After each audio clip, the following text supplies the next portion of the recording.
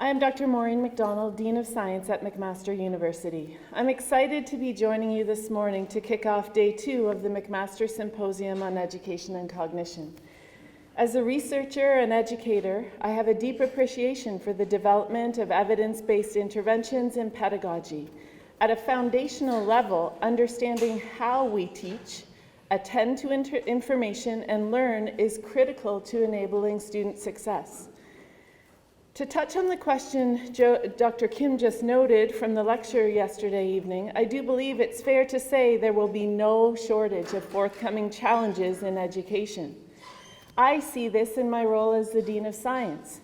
Every year we hire new faculty members, we foster existing faculty members, we encourage them in all of their activities.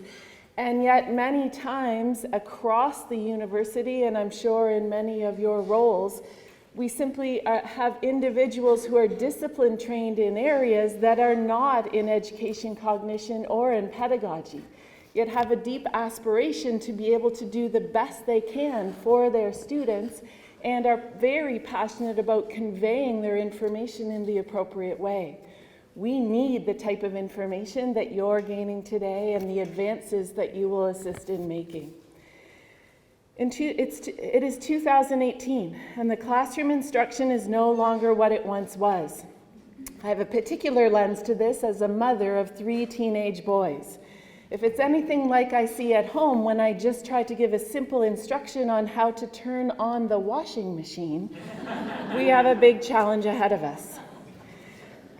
Students are learning by taking on real-world experiential challenges in our cities. New learning and teaching technologies continue to surface, and information is being shared across platforms at an ever-accelerating rate.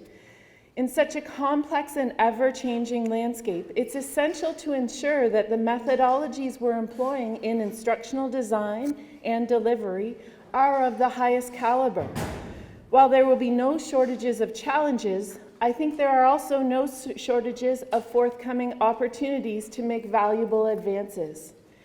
Here at McMaster University, we pride ourselves on being part of an institution that first fostered and developed evidence-based and problem-based learning, first starting in our medical school and medical practice and then spreading out beyond that. What we're looking for now is to be the leaders and participators and collaborators in the next wave of advances in education. And I think much of what I see in the program today will be the advances that we're looking for. It is important for academic institutions to create environments that enable pedagogical exploration. I hope you're able to use this forum today as an opportunity to fuel further engagement, opportunities, and collaborations in the realm of this work. I did hear this morning that most importantly, we have the full range of individuals participating here, including secondary school teachers, administrators, faculty members, students, and I think that's a wonderful opportunity to see what can come forward. On behalf of McMaster University and the Faculty of Science, I welcome you and wish you all a productive and informative day ahead. Thank you very much.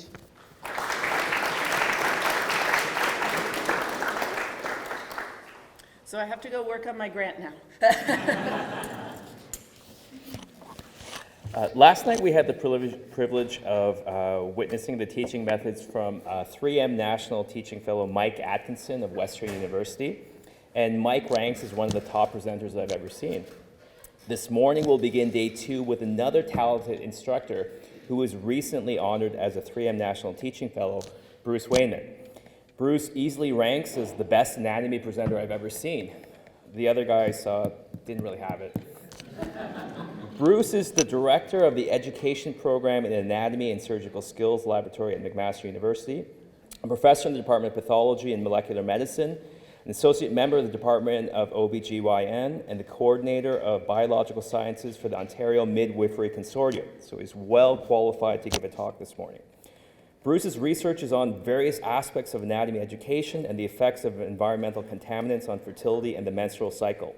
Recent ebooks produced by Dr. Wainman include Pharmacology Revealed and Physical Assessment of the Well Woman and Newborn.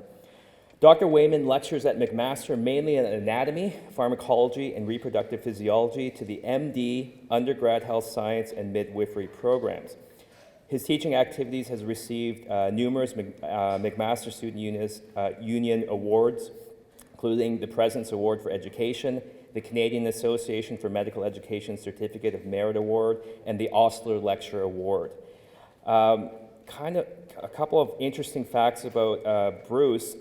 Even though he lectures on anatomy, he's never taken a course in anatomy.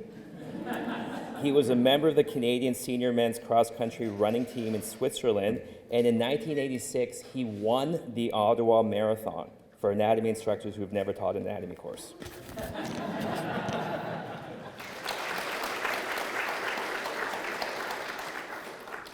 There we go. So today I'm going to talk about X-reality and the Concord Fallacy in education.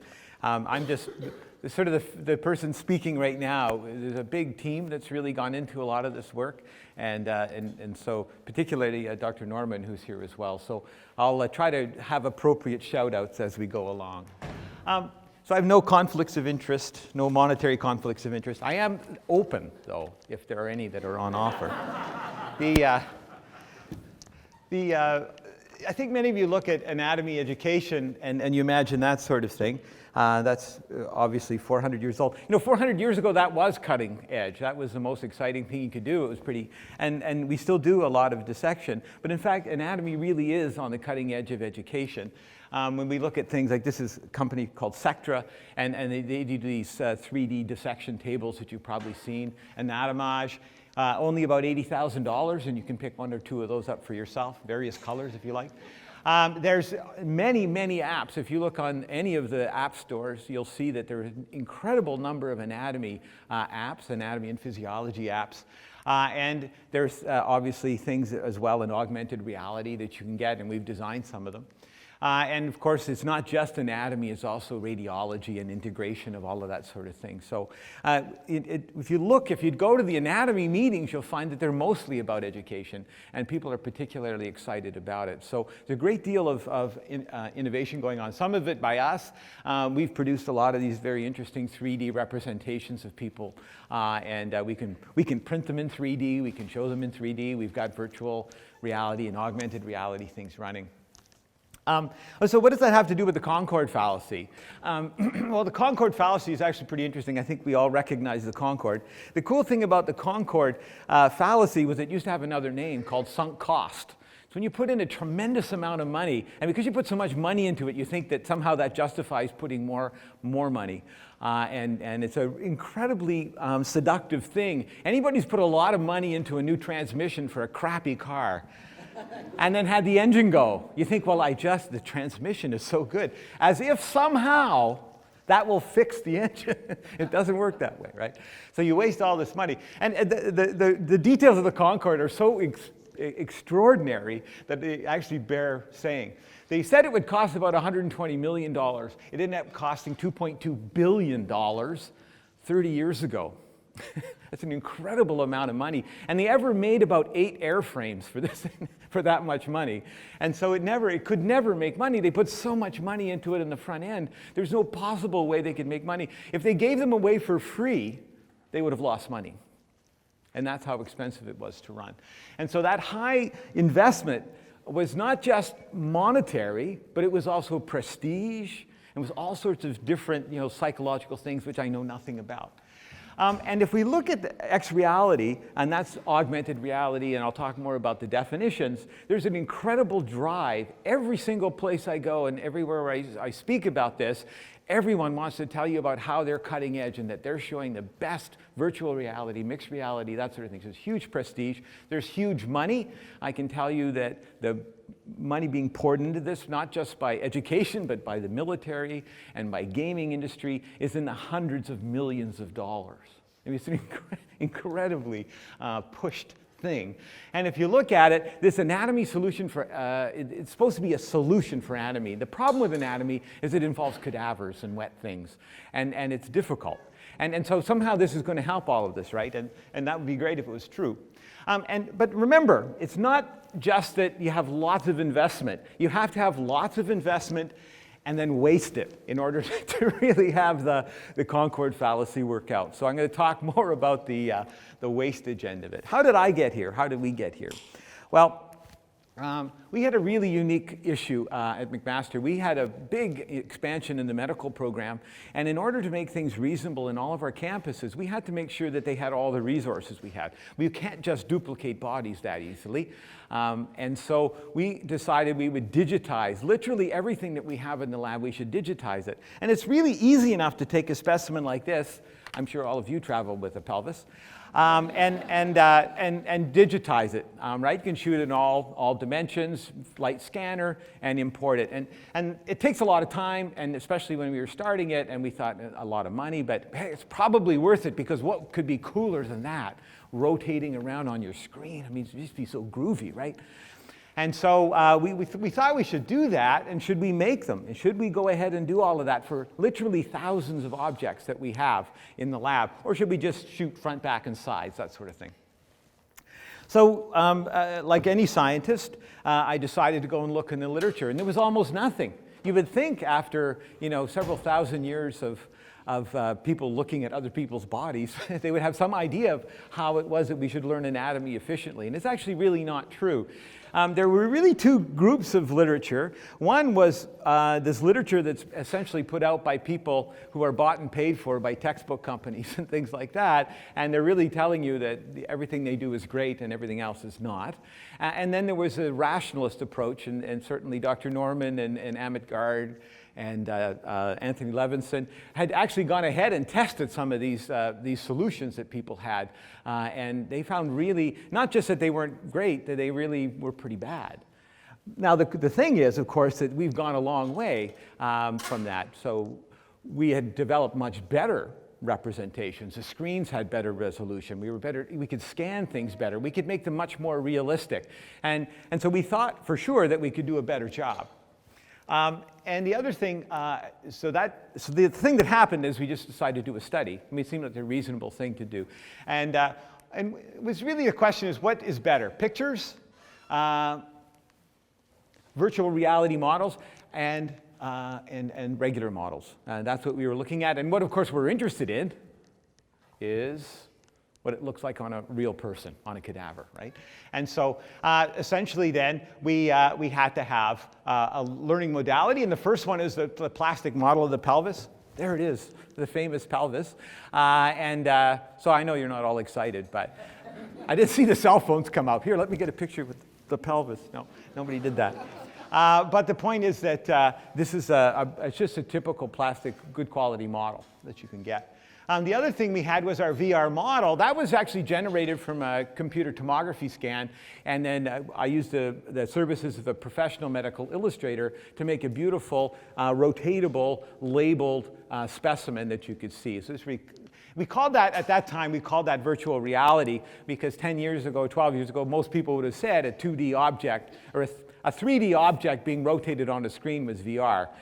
Now we would not probably use those words. We would call it a 3D projection or something along those lines. There's the key views of the pelvis, and that's just front, back, and sides. It was pretty straightforward. And there is a cadaver pelvis, if you've never seen one. This one has been rather well used. It's the gold standard, though, because it is a real pelvis, and that's what we were trying to learn about. And the question you're probably asking yourself is, why the pelvis, of all things? Why that? Well, one of the things is that the reason I run an anatomy lab is because I was in obstetrics and gynecology for such a long time, and I really only know the anatomy from about around the equator. Around the equator, I kill, man. I know everything there. Everywhere else, I get lost. And so I was sort of wondering about that myself, and so as one does, I did a vanity search. And there on the internet, I find myself always holding a pelvis. And so why is that? Well, I'll give you the serious reason is that if you look at the pelvis, it's different from the top, from the bottom, and from the side, and you can't see all surfaces at the same time. You understand if I just showed you a femur, the long bone in your thigh, it doesn't really matter if it's 3D. It's just kind of two-sided. You can see one side or the other. It's not quite as critical. This is impossible to understand, and it's actually very difficult anatomy. Then you could probably ask yourself, why the female pelvis? Well, that's between me and my therapist. No, seriously, it's mainly because that's what we were teaching about. That's what I was teaching about every day, day by day. And I knew that people had a terribly difficult time trying to learn pelvic anatomy. And honestly, it leads to all sorts of surgical problems. I teach quite a bit about why people keep lacking the ureter when they do something like a hysterectomy. And it's just really difficult anatomy. I mean, right away, and I'm just going to, one slight diversion, I think when I hold a pelvis like this, everybody imagines that the pelvis in fact looks like that, but it isn't. It's tilted way forward like that. If in fact the mass of your abdomen was on your pelvic floor, it would fall out. And so it's actually tilted way forward so that your mass is held up in front of you. Anyway, okay, so that's your anatomy lesson for the day. As they say, be careful. You learn something new every day if you're not careful. Okay, so what did we do? The study design was fairly straightforward. We had 60 subjects, and we randomized them into the 3 modalities I just talked about. We gave them 10 minutes to study, which was very stressful. It took us a long time to figure out how to give them something that was sufficiently challenging. They had to learn 20 structures, and then we gave them a 25-item test. And there were 2 different types of things, just naming what the structure was and then trying to figure out what that structure probably does that you could figure out by knowing the anatomy. And we gave them a test bank of names so that the idea was that we didn't want to have to guess whether they had misspelled something. So we did it that way. And that word bank helped us with that. Okay, so here's the actual results. They're going to all look the same. I've made a fair amount of effort to make sure that they do. And if we look along the right axis there, we'll see that that's always just test performance. On the bottom, we're going to have what we learned from. If they learned from the plastic model, then they were tested on the wet specimen or the cadaver specimen. Key views is just the pictures from all different angles. And then finally, VR in apostrophe is because, of course, it's not virtual reality anymore, though we published a paper that said it was virtual reality. We just changed the definition under our feet. So what happened when we had the plastic model, there's pretty smart students that they could learn that many structures. It's about a performance of around 65%. And if we look at the pictures, just front, back, and sides, a typical thing you'd see in an anatomy atlas, then performance fell fairly dramatically.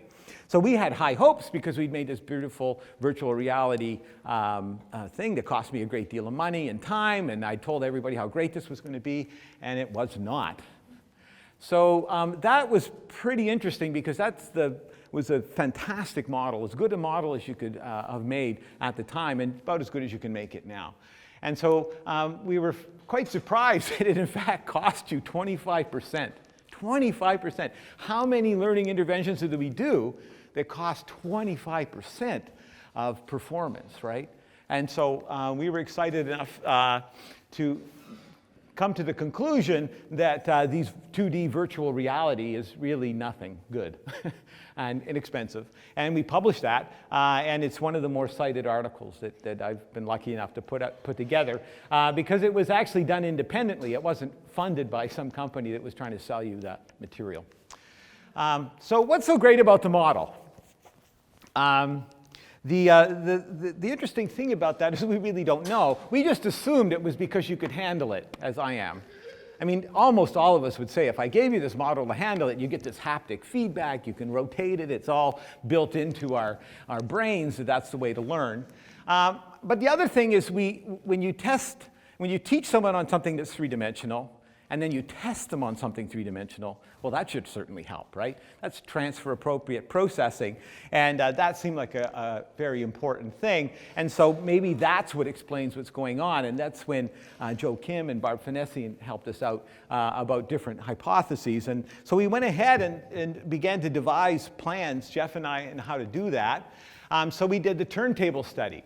So we put that plastic model on a turntable. We called it the Lazy Susan study, but Susan hated it. Susan's sitting right there. So we called it the turntable study after that.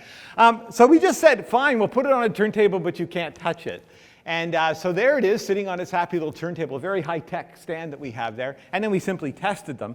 And we were quite sure that by putting it on a turntable and removing all haptic feedback, all of that really important stuff, that we would end up with a situation where, in fact, they would do poorly. It did not make one bit of difference. And we were pretty excited about that finding because really it's suggesting to you that you don't need to touch it. Well, if you're into augmented and virtual reality like I am, that's a great piece of news. Because what's the big problem with X reality? Haptics, right? It's way easier to show somebody something than to figure out how it feels and to program that. It's really difficult. So we're pretty excited about that. And so the conclusion really was that it doesn't matter if you handle the model. So we're excited about that. But we hadn't really established whether it was transfer appropriate, whether learning on that 3D plastic model helps you on that 3D cadaver, right? So that was the thing. And so what we had to do then is obviously learn in 3D and test in 2D and learn in 2D and test in 3D, right? That was a pretty straightforward thing. It all seems straightforward now. But at the time, it took quite a long time to figure out how to do this all appropriately. So here's the TAP study design. So we have our VR pelvis. Now, the virtual reality pelvis is a 2D pelvis, right? You rotate it, but you can just get lots of 2D views. It's not 3D. So whenever anybody says, here, look at my thing on my laptop that's in 3D, you should always say no.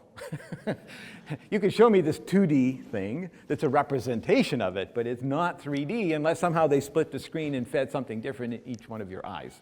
Okay, so there's our learning 2D model, and then we have the model on the turntable, turning as it does. And then, of course, we just test them. We test them again on the famous cadaver. The way to do this, of course, was test them on a 2D representation of that cadaver. So we took pictures of the cadaveric pelvis. And we also used our wet specimen. Always look stupid when I tell you that this is, the one on top is a picture and the one below is really 3D. You have to believe me that the design was that way, because clearly they are both pictures. But that's what happened. So let's look at the TAP hypothesis. If we look at it, learning on virtual reality is 2D learning, and then we tested them on the 3D specimen. And so that's the result from that experiment. And so if you do 2D learning and then you do 2D testing, you should do better, right? Because you learned in 2D, it should help you in 2D. So that's the hypothesis, is that it should improve. And so what happened when we took people in that situation, right? We'll show you in a moment, because we have to first contrast it. What's the other contrast? The other contrast is turntable model, which is 3D. The pelvis was 3D. And then if we did that, and we learned in 3D, but we tested the person on 2D, they should actually do worse, because they learned in this, extra cognitive load and all that. So they should actually go down. But what did we find? That's the real question. Well, it turns out when you learned in 2D, and you were tested in 2D, it's the same as learning in 2D and being tested in 3D.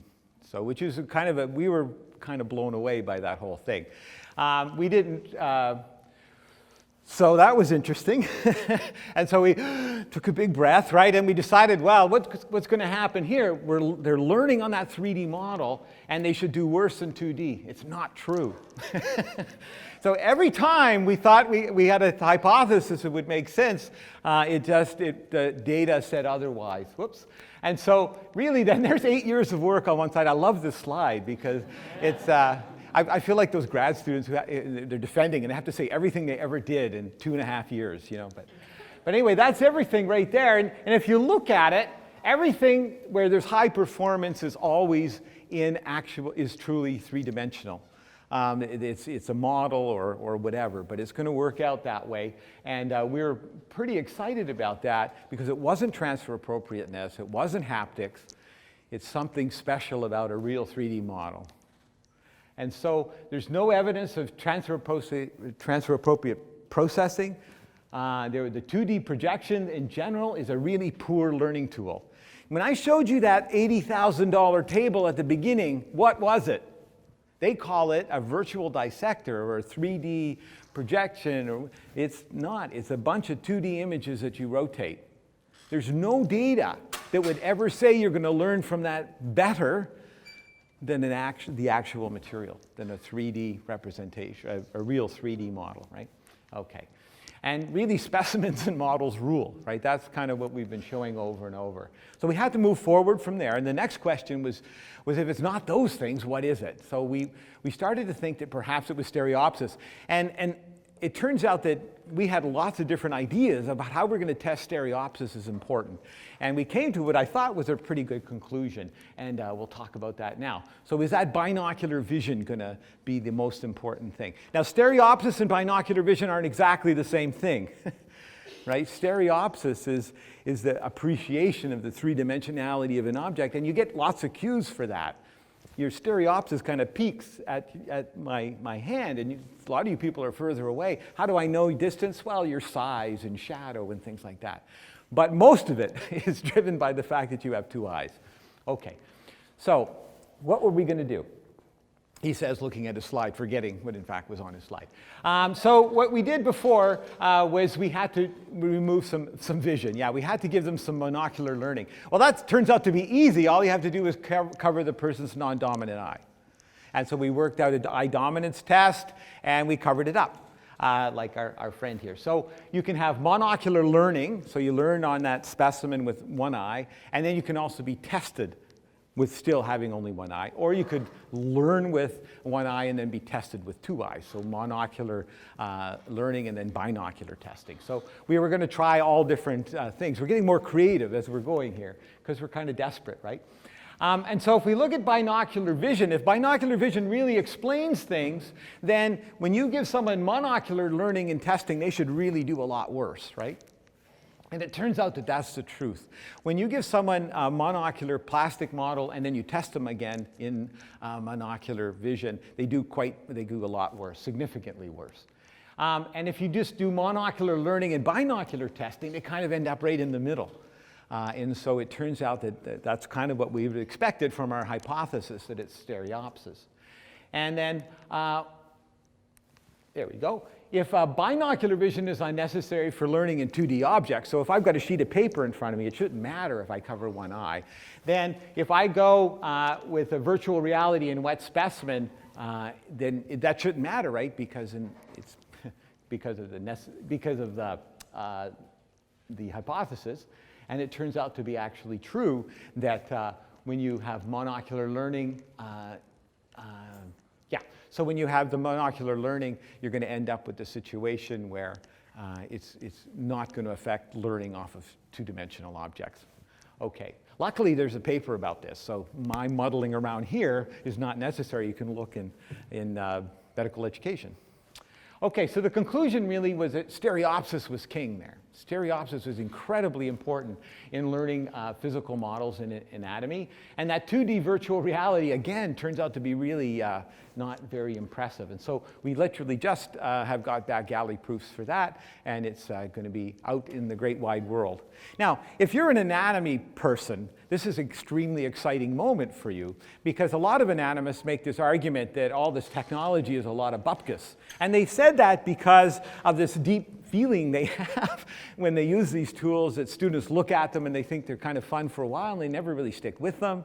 If you go to a lot of these places with very expensive tables, you'll see them. It's kind of like that pool table you got for Christmas. You know, wherever we play, they play the felt right off it for the first 3 or 4 months, and then like next year, they're folding laundry on it. Nobody's really using the pool table again, because it was exciting for a while, but it kind of lost its effects. And when we use a lot of these virtual reality things, that's kind of what we've been finding. So if stereopsis then is the problem or the solution, then what about X-reality? And this is kind of, I think, where many of you are probably more interested, but the story's good. X-reality then is really purports to give you a live experience, right? And that is the thing that they say, presence. Presence is what it's all about in virtual reality, right? And so that's where I have to do a little bit of definitions just to make sure we're all on the same page, because honestly, there's all sorts of different definitions.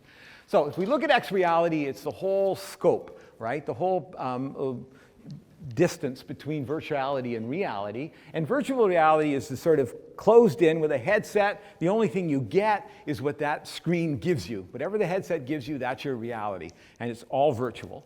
And then there's mixed reality. That's the dearly departed Google Glass. But what happens is it's modifying the reality that you're in, is giving you additional information. The more famous example is the Hololens. And the Hololens here, and this is somebody playing World of Warcraft or something. You can't really do that with the HoloLens unless you want to make yourself completely crazy. But that's a mixture then of virtuality and reality in one space. And then of course on the other side you have real reality. And if any of you have seen that commercial, it's fantastic. It's Hockey Hall of Fame commercial. Oh, it's right here in front of me. And so when you're testing these things in an anatomy lab full of anatomic material, and someone next to you is using a computer, you're like, man, it's right there. You don't actually. I feel like handing those out so people would feel better. But anyway, there you go. So the HoloLens is the one that we tested a lot. When you go online, the HoloLens still gets tremendous amounts of press. You see things like this. Holy crap, the new HoloLens demo is freaking crazy. So hey, you can't beat advertising like that. That is entirely not what it looks like. This is all done in post-production. It doesn't look like that. You can come to the lab. I'll happily bring you down to the lab, and you can use my HoloLens so you can see the way it works. It does not make holographs or holograms. Those are made by lasers fighting it out and deflecting off of each other's. Everything you see is pretty much aspirational. So aspirational is a nice word. We used to call that bullshit. But so what's happening is that they're telling you that it can do all of these things, and you see these videos online from Cleveland Clinic, whom I'm having a rather largish fight with, because that does not happen. That's not how this thing works. And it's certainly you can't see what the other person is looking at. And it gives you this impression of fidelity and definition that it just doesn't have. And also field of view, because I'll tell you the field of view is tiny. It's like the smallest reading glasses you've ever had. And so it's really, really tiny field of view. That's probably, you can get over that. And it's also not Minority Report. How do you control it? You're supposed to use your hands. And so whenever I give someone the HoloLens, the first thing they do is they start sweeping their arms back and forth. And it's like some insane person, leading an orchestra. And it's not like that. It only has about 3 or 4 possible things you can do with it. Bloom and tap and things like that. So you have to be extremely careful. And it takes a learning curve to do that and learn how to use those objects. That's why that idea of doing World of Warcraft is ridiculous. Because when you've got to put a bunch of little objects in a tiny space and move them, it's never going to do that. It's just not going to do it. But having said that, it is the best mixed reality on the market. And so for only about $4,000, you can go and buy one. And it does some really neat things. And the tours that they show of the solar system and these virtual kind of vacations you can go on with it, they're all jolly and fun. But jolly and fun is not necessarily useful for education purposes, right? And it is incredibly light. The whole computer is on your head, right? It's not talking with some other computer somewhere else. It's actually on your noggin doing all that computing. It's amazing, really. But does it work? That's the question. How does it work is just a quick little demo. Some of you may have been to like Disney World or something and you see the ghosts, playing the piano or whatever. The reason that works is something called Pepper's Ghost. So Pepper's Ghost is what they would do is shoot a bright light, and the light would reflect off of an object, and they would have a tilted glass screen, and you would see the reflection in the screen, and it would look like that object was in the screen that you were looking through.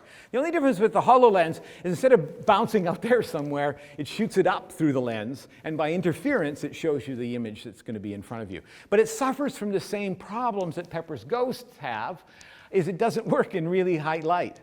In this environment here, we'd have a hard time fighting with all the lumens coming from other sources. We found that out fairly quickly. And it doesn't like really light backgrounds from behind, because then you can't see the white things that are in your object, right? If you have something light behind you, it's ghostly, so it makes it even more ghostly when you have a light object behind you. So we had to build a facility, really, in order to be able to test it and give it a chance against models and things like that. And so we did down the anatomy lab. As you can see, we put in a black background. Why the white squares? The HoloLens actually looks around the room to find out what sort of room you're in and maps it. How awesome is that? But if you don't give it white squares, it doesn't know where the hell it is, right? So it needed those things to register the objects in space. We had indirect low light and only from the top. And we used a really high resolution object. It was such high resolution that every time we uploaded it, the HoloLens would send an error saying, you can't upload this big an object, but still it would take it. And we were lucky that way. So we got rid of some texture in order to have highest resolution we possibly could have. And so the question really is, does this mixed reality HoloLens then work as well as a model, right? And does it provide a convincing immersive environment? If it does, then it'll be as good as a model, right? It's a pretty straightforward question. So HoloLens versus model. There's Liliana Wallach, one of the students working on the project, and this is me in post-production putting what she would actually be seeing live in the lab. And then we put the same old plastic pelvis of fame in there, and then they could walk around and learn from it in exactly the same fashion. So we tried to make this a fair test. And so the plastic model, as you probably remember, 65%, they did really well, learned fairly quickly. And what about using the mixed reality model? If it's as good as a model, it should be up that high, right? And it is not. So it did pretty badly. You have to understand that they're selling this with the idea that it can show you these incredibly sophisticated surgical interventions and incredible, movements of the heart. It can't even teach you the basic anatomy of the pelvis, right? There's no reason to imagine it because someone came to me and it's crazy making. Oh yeah, but it's much better at sophisticated things. That's the stupidest thing I've ever heard in my whole life. You're telling me that because it's no good for simple things, it must be much better for really sophisticated stuff. In what world is that ever true? If it can't even show you the basic labels of something that make it memorable, why do you think it will be better for showing something as sophisticated as a surgical, simulation? At any rate, that was pretty exciting. So the effect of stereopsis was the next thing that we wanted to look at, because if stereopsis is driving it, then this is pretty exciting stuff, right? And so what we did then is we took the plastic model, and as you may recall, when you gave them monocular learning, they went down a little bit on that old plastic model when we tested them in real 3D. And so now with the mixed reality model, and we got this, right? That's the result I just showed you. But what happens if we remove stereopsis? What if we take away vision? Well, what would you predict? If it's convincing, if it's stereopsis, then you're going to do even worse. No. Just for a second, imagine us looking at that data. Because what it's telling you is that there's no stereopsis. Because when we took it away, what difference did it make? Nothing. Right? So that's what Lily found out working in the lab. And we really couldn't believe it. It just didn't seem possible, but that's the way it is. You can't argue with data. Well, you can, but it's hard to argue with this data. At any rate, we really found that the HoloLens is no better than a 2D representation, just paper. And it's much worse than physical models. And the results were really pretty consistent with a lack of stereopsis. Okay, so you're a tech guru, and you're saying, okay, yeah, your problem is that you use this mixed reality thing. Really, virtual reality is where it's at, man. You got to get with the cool kids, because they're all doing virtual reality, and that has better definition, and everything looks better. Okay, so we got the Htc Vive, which is the better of the virtual reality headsets that you can buy. We hooked it up to about 4,000 pounds of very expensive computing gear to make sure we could drive it as hard as it could take. And we basically gave it the same test, right? If it's as good as a plastic model, it should perform as well in learning. So this is the HTC versus the model, and there's Lily again. The definition of the model is slightly better. Again, this is very difficult stuff to show you on a screen. Like all you're ever going to see is a screen resolution. But seriously, if you do want to see it, we do have it running in the lab. It's a little bit of a different gear. You can see we don't have to darken the room because Lily doesn't know where the hell she is, right? She's completely lost inside of holding these two hands. And as you can see, it's a great group learning experience because you need someone there to keep you from falling and hurting yourself. And then in the same environment, we put in the pelvis for the people to learn.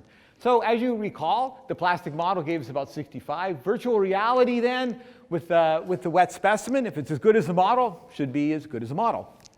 And is it? No. A little bit better, though. At least, okay, so one of you are saying, oh, good, finally that explains virtual reality. You understand that this is a $60 model, or about $400 model versus $5,000 worth of computing gear that one person can use by themselves.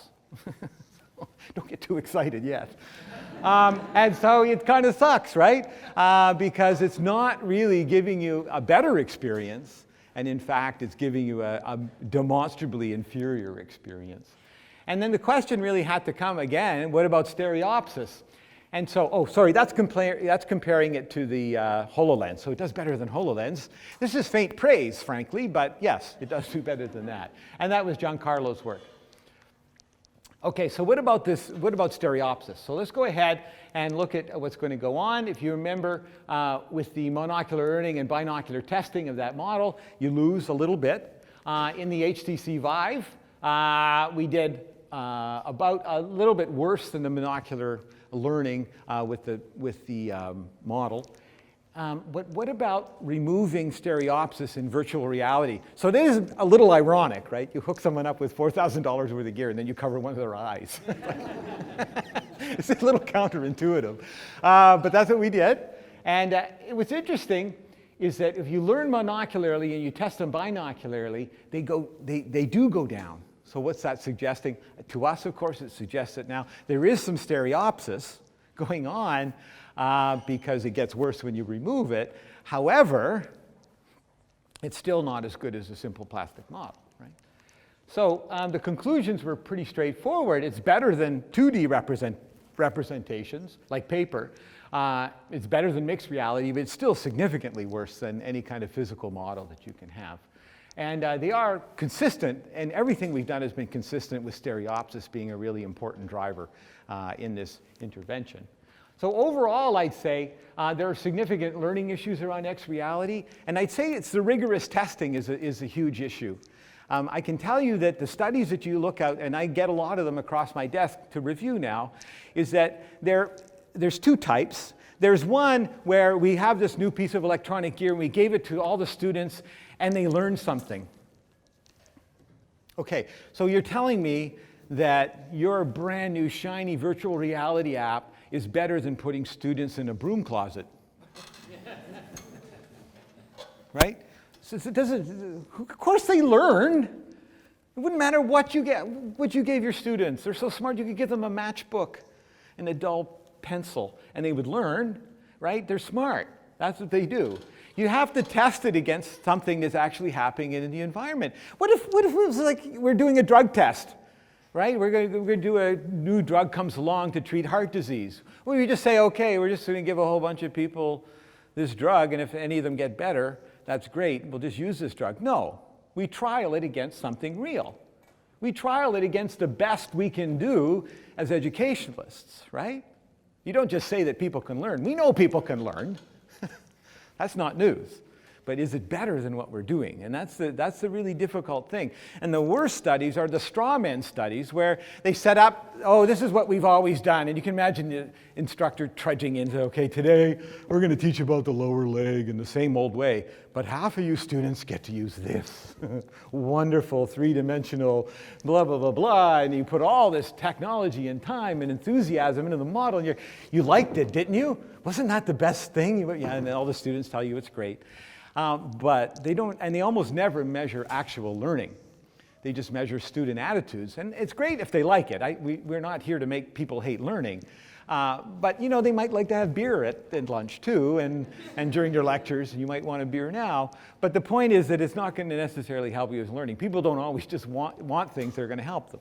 Okay, so let's think about the testing. There are other issues in X reality I haven't talked about. One is the isolation from classmates and instructors caused by virtual reality. I mean, I don't know, did I miss the memo where it said, yes, let's isolate students from each other more and give them more screen time? I'm pretty sure I didn't read that anywhere. And that's exactly what you're suggesting when you give them a lot of these things. They do isolate people. Virtual reality is incredibly isolating, but you think mixed reality is better. You realize that you're the only person who can see that pelvis, unless everybody's got a $4,000 headset, and somehow you manage to sync them all up, which is possible, but very difficult. And of course, you've got this big headset, which is very difficult to work around. So that's an issue. Cyber sickness is a real issue. A lot of virtual reality is very nauseating if you're not careful. You have to, and certain people really can't do it. There are some people who don't have any ability at all in X reality to see 3D. We have a couple of people, doesn't matter what you give them, they can't see it. They work fine in society, they have stereoscopic vision. You put it on two little screens and put it in their face, they can't see anything. So that's a big thing. So if you're going to do this, you better think twice about the stereoscopic powers of the people in your class. And whether it's not, or because you're discriminating against them if you go to one of these and say, oh yeah, this is going to be great. Okay, well, I have only one eye. Thanks a lot for all your help. This is not really going to work for me. And so there's serious issues around that nobody really seems to talk about. The cyber sickness issue is ironic. I was at San Diego giving a similar talk, and the guy from Australia who came afterwards said, I don't know what you're talking about. No one gets cyber sickness. So I said, well, maybe we should just move to Australia, where they have stronger stomachs than us poor North Americans. But we found 10 to 15% of people could not finish what we were doing. There's a huge expense in technology, and it comes out of limited budgets. If you spend $10,000 on this, it's $10,000 coming from something else. So $10,000 taken from really good models, you can get a lot of really great models that will last for many, many years. There's no reason to imagine that your virtual reality headset is going to last any longer than your laptop. Probably less because it's on a steeper curve for development. And so if you think your laptop is old at 3 to 4 years, then you better think about how you're going to turn over all this virtual reality stuff in 3 to 4 years. And so I come to the last part where I say, well, the combination then of these huge sunk costs, we've got all of the features, right? We've got a huge sunk cost. We have the arrogance of people who want to make their thing work, right? So it's all wrapped up in their psyches. And educational efficacy that's really not there. This is probably the best modern example since the Concorde of the sunk cost fallacy, I would say. And so I like this one because you get spewing money out of the rear end. I like it.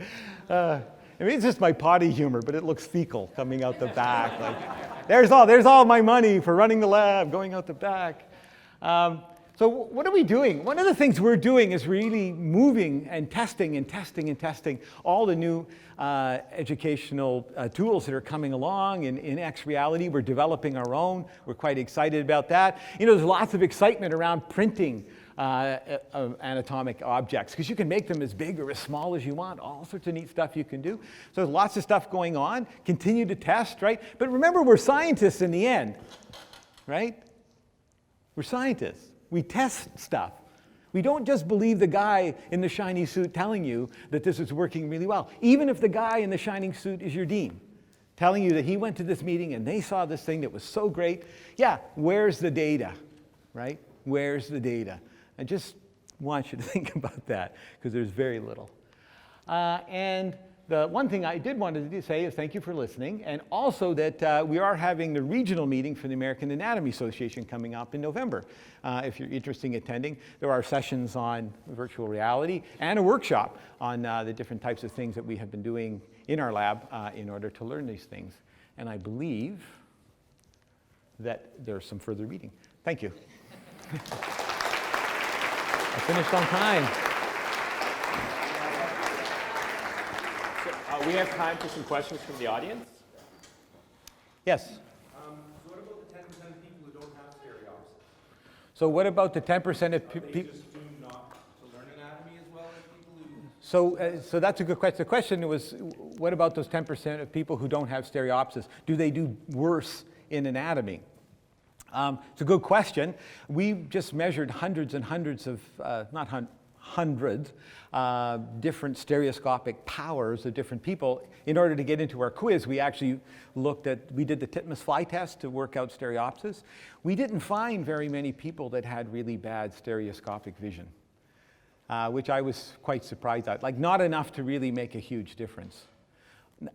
That's just the population that we went after, right? I don't know what would happen if you went across the whole group. So are these just regular undergrads? Or?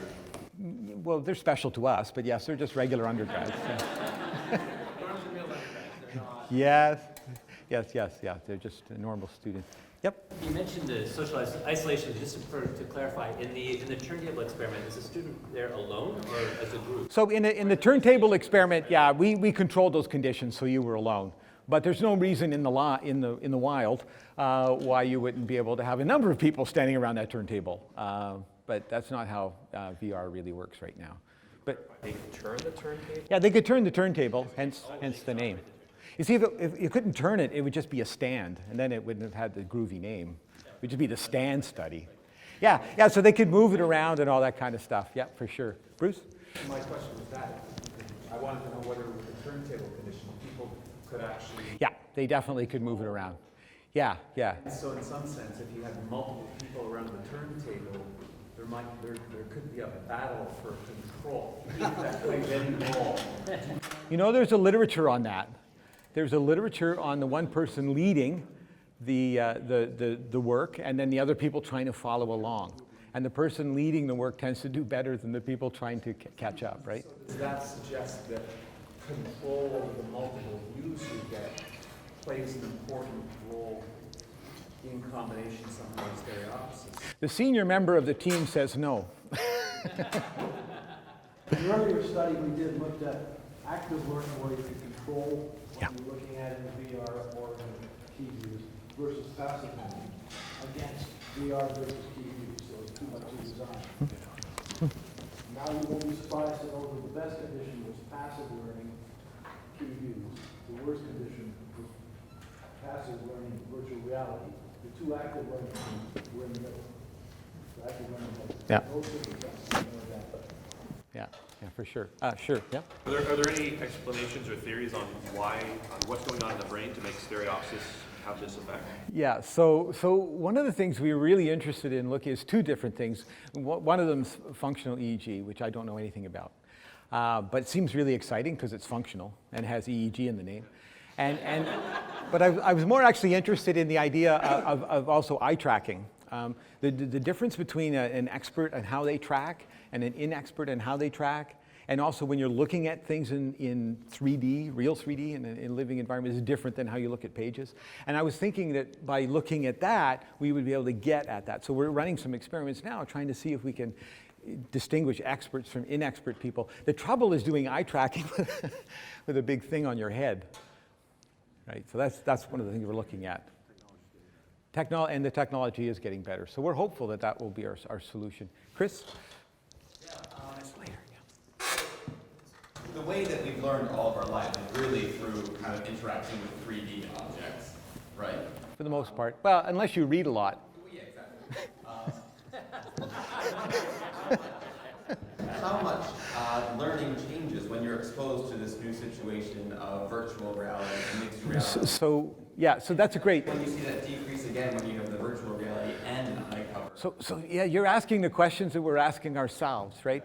And what we're doing is trying to figure out if putting that person in that virtual environment for a long period of acclimation is going to help them learn better in that virtual environment. There's a big problem with gee whiz technology, right? Because I suspect that a lot of your short-term memory is jammed up with things like, oh God, this is cool. You know, that's not helping you necessarily, right? And you have to kind of get over that in order to get there. So right now we're running, in the fall, we're running an experiment. We're going to have somebody stay in that virtual environment learning about like parts of an engine and everything, and for about 15 or 20 minutes, and then see how they do in the anatomy, if there's any difference in how they're going to be able to pick up once they get over the gee whiz factor. And there's a huge gee whiz factor, which is good, you know, I mean, nothing wrong with excitement, but You know, there might be a... Might be impacted in the test. Yeah, we don't know that, and nobody wants to say. You know, the only thing I would say about that is that Jeff's work has with Amit and Anthony 20 years ago was basically giving exactly the same percentage difference. So why is that significant? It's because we have a group of people around us who've done a lot of more screen time with 3D projections, and I think the concept of virtual reality is not quite as divorced from reality as it was if you've had a PlayStation your whole life, right? Yeah, go ahead, Jeff. Yep. Another kind of convergence is we gave everybody a mental rotation test, the standard Right. mental rotation test, and then correlated that with their performance. What Yeah. you see is the correlation between the MRT and performance on the physical model is 0. You don't need Oh, yeah, that's beautiful. Yeah, I didn't mention that. Yeah. the correlation between the MRT and performance on the virtual reality or the QUs is 0.4 or something. It's- It suggests that it really is stereopsis that's driving the phenomenon. Yeah, just think about that for a second, though, because you go to virtual reality and somebody's got bad mental rotation ability, all of a sudden now they have to be, it's like an academic accommodation issue. I'm not kidding. It is, right? It's pretty, so yeah, I would have mentioned that too. We're just working up that data. Thanks, now you've told everybody. That's right. Yep. Was there a variance in the physical attributes of the students who were in the study? Because Height? I tried the Hololens, and I can tell you that this was an issue for me. Your nose? And my nose. Oh. I have a very small nose bridge. My glasses was an issue, and I actually did find it heavy. Yeah. So I could find that to be very distracting if I was part of that. So we did a qualitative questionnaire and asked them if there were any serious problems that they experienced and what they were. Mostly came up with nausea, some was poor fit. No, when we did the initial qualitative analysis, nobody out of all the people we surveyed said they would put that lens on for more than an hour, like under any circumstances. In order to keep it in position, it clamps to your head, or not, or it mashes your little nose or something like that. Yeah, yeah, for sure. Yes? We're also streaming this talk in Yes. virtual reality. Yeah. There's a question from online. A question from online, and yet you look like you're right here. It's amazing. The holodeck. Go ahead. From Nausea, she says, thanks for the great talk. The 3D model has the advantage of it being online and hence provides access to a lot more people potentially. Is there a way that additional steps can be taken to ensure that the learning through 3D model virtual reality can be enhanced? Okay, so there was two parts, and I kind of understood the first part. And so the deal is, could we do this in a way that it makes it accessible to all sorts of people? And we just eat the problem with it maybe not being quite as good as a physical model. Look, this is great if you can get it, not just a snazzy hat. It's great and expensive, but you can't have that, then maybe VR is the thing for you. The issue then is you have to do kind of like what we're doing in the lab now, which is making it cell phone available, smartphone available, because you're really lowering the technological costs and using a Google Glass or something like that. So that's the first part. So great, better, and you're right, it could give access to all sorts of materials. If you have nothing, then it's better than nothing. That's not exactly, you know, great praise. Better than nothing. Virtual reality, now better than nothing. But what's the second part of the question? So because of the benefits of being able to distribute it online, Right. are there any steps being taken to enhance the learning capabilities of these 3D models? Oh, so I can tell you, we just have, anyone have a ViewMaster when they were a kid? Or not? Yeah, everybody had one, right? Fantastic. Well, there was an anatomy set done of the most beautiful dissections ever done for ViewMaster. Well, they've all been digitized in 4K, each eye, the original ones. And so we're making a free app available to do something online, because you can't charge. It's been digitized by Massachusetts General Hospital. So we've just built an app that we just released to the Google Store 2 days ago. It's just in its initial phases, but the thing is that we're trying to make it all accessible because the pictures themselves were free. We developed the app because that's what we do, And so we're all about, trying to make these open education objects. Sure, I think they could be, that could be great. Like I say, better than nothing, sure. Yeah, absolutely. That's a good question. Yes? Do you think this type of learning could be used for maybe in chemistry, like learning stereochemistry? Or have you done or know anyone? Yeah, so that's an excellent question. In engineering, we're working with a prof who wants to show fields, magnetic fields, and versus various types of fields, and so you can visualize them in 3D and put objects in and see how that alters the field. It might be good. That's kind of what people are now calling 4D, 3D plus time. But the point is that yeah, it could be useful. I'm not saying I just think it needs to be tested. It might be like way worse than simply showing a picture of someone holding a metal bar in a magnetic field. I don't know. Our experience is every time we think we've got the killer app, data proves us wrong. So get some data. Yeah. Sure. Yep. Have you looked at the idea that one of the factors that may drive this is potentially an innate motivation to pay more attention to an object because you may not get the opportunity again. Whereas with the virtual reality, you know that's available to you at some other time, so you may not be as motivated to identify in the future. Yeah, it could be. I mean, we haven't evaluated motivation. We pretty much stuck with things like mental rotations ability, stereoscopic ability. We've also been doing a little bit looking at cognitive load and that sort of thing. But yeah, it could be motivational. The funny thing about VR and stuff is that it's incredibly easy to get people to sign up to do it because everybody wants to come and play. And they're all very excited to start. And so, if it was ever somewhere where motivation is helping, I would say motivation is helping people in the X reality, the AR, VR end of the study rather than the other side. But yeah, who knows? I don't have data, so I'm uncomfortable with that. One last question. Could I ask Jessica James, Mira Sharma, Taylor Boyd, Rebecca LeClaire, and Jeremy John Marty Dugas to come down to the front for the next section, and we can take maybe one more question. Sure. Yeah. Whatever. Sure. I'm around. Yeah, there'll be a break at 11 as well. At the very end, you mentioned that you digitize all the items in the lab. Yes. That was to serve your growing medical program. Is that satellite campuses too? Yeah. So, but your research shows that, I mean, aside from the virtual reality, that the plastic model is still faster. Right. So that gave us real fuel to make sure that all of our smaller labs had the full set of anatomic models. In fact, per student, they have better access to those models because we have more models for students. Yeah. Yeah, so I was quoted in one of these little opinion pieces about don't throw your models out yet, which I thought made great sense. So there you go.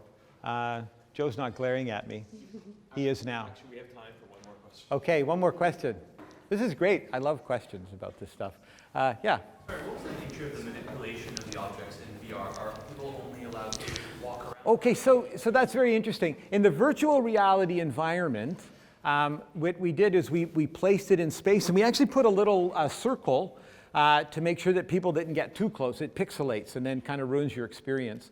So in the virtual reality environment, you had a virtual thing to stop you to make it just like the model. Well, you can't stick your head inside of the model. Well, you could in that model, but if you had a small head. But the point is that we tried to control that. In mixed reality, it was more difficult. So we put an elevated rubber thing to keep people from getting in too close so they wouldn't clip. So yeah, we controlled all that. It can go on forever, like on the experimental design. Were the people in reality able to touch the model themselves with their hands? In the real reality, we just put the goggle on with nothing in it. Yeah, they could.